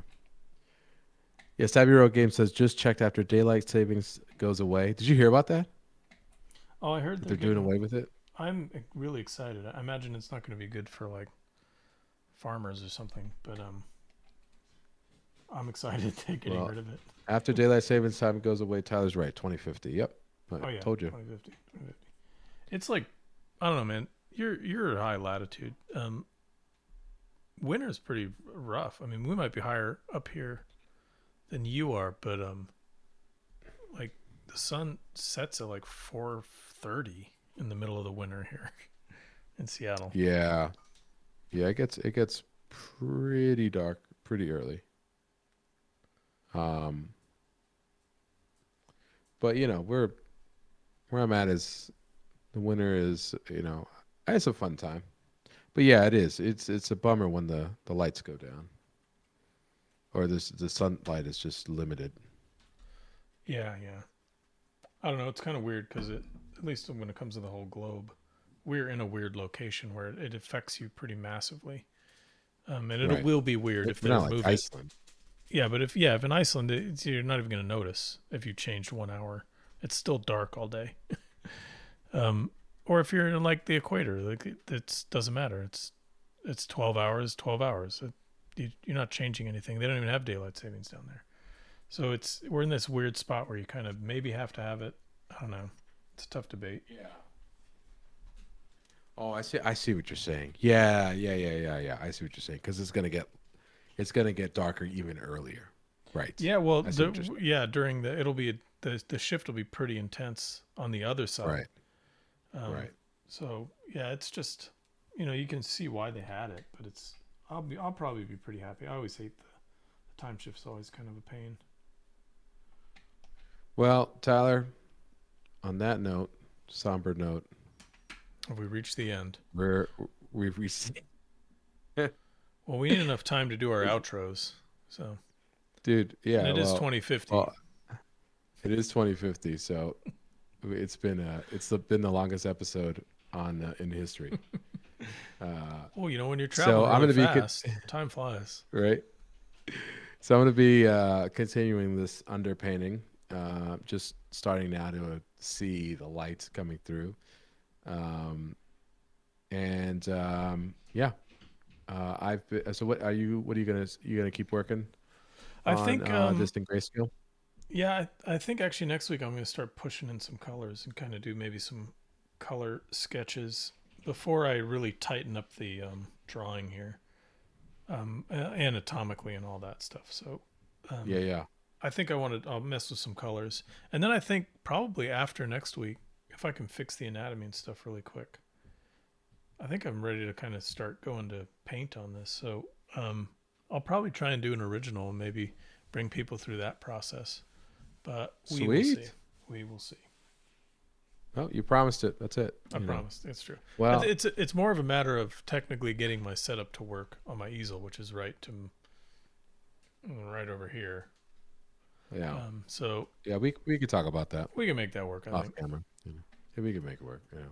Well, where can they find you, Tyler, if they want to see Um, more awesome stuff like this? Check me out. My website's tylerjacobsonart.com, and I do a lot of my art posts on Instagram. So that's Tyler Jacobson Art at Tyler Jacobson Art. And one little tiny announcement is my book has finally arrived at my publisher's place in Santa Cruz. So Hell John Flesk and yeah! his folks, Vicky and Kathy, are getting everything boxed up and sent out. So if you're part of the Kickstarter, books are coming your way. And if you buy a book, you probably get it pretty soon because they have all the books now. So go out and grab it. Dude, we Ray? gotta do a thing when it does arrive. We gotta do a Yeah, thing. for sure. Yeah, yeah. So, well, gang. I've been Ray Bonilla. You can find me at raymondbonilla.com and on Instagram at Ray Bonilla Painter. Uh, it's been fantastic. Thank you so much for the great conversation, great questions. Thank you, everyone. Thank you again to David Peterson of the mouse guard and everyone for rating. Yeah, so please, so if you want to see more art like this, you can visit our respective Instagrams or websites. Also, for those on YouTube watching this on demand, thank you so much. Make sure to like and subscribe so that you find out when new episodes are coming. Hit that notification bell, and we upload every week, I think, right, Tyler? Yeah, I've been. I uploaded last week's earlier today, but I'm going to try and get it like the day after. I'm going to Awesome. try and trim it down to that. So Sweet, sweet. And yeah, for those interested, also make sure you follow us on Livebrush on Instagram at Livebrush, one word. And yeah, thank you so much, everyone. So we'll see everyone next Wednesday for another awesome episode. Thanks, Tyler. absolutely. Thanks, Ray, and thanks everyone for joining Yeah, us. man. Have a good one. Take care.